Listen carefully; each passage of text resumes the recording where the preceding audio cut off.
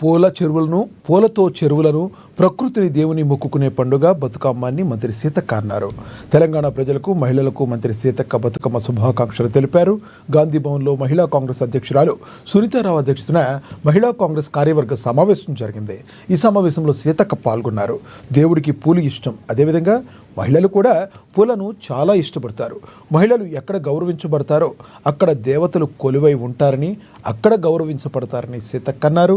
అంతకు ముందు గాంధీ భవన్లో చాకలి ఐలమ్మ చిత్రపటానికి పూలమాలలు వేసి సీతక్క ఘనమైన నివాళులు అర్పించారు.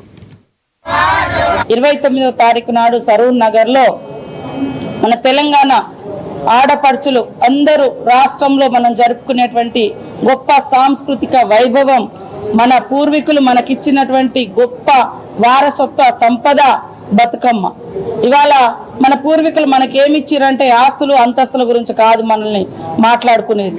మన సాంస్కృతిక సంపద, మన ఆచారాలు, మన సాంప్రదాయాలు, ఇవి మన అస్తిత్వాన్ని నిలబెడతాయి, మన ఆత్మగౌరవానికి సూచన.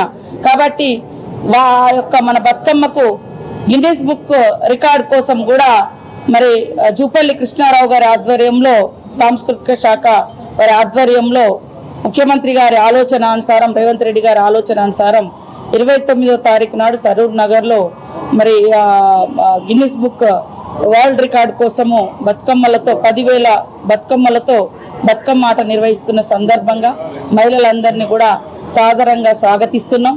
మన బతుకమ్మను గౌరవించుకుందాం, మన బతుకమ్మను 1000 తరాలు బతికిచ్చే విధంగా కాపాడుకుందాం. సాంస్కృతిక సంపదను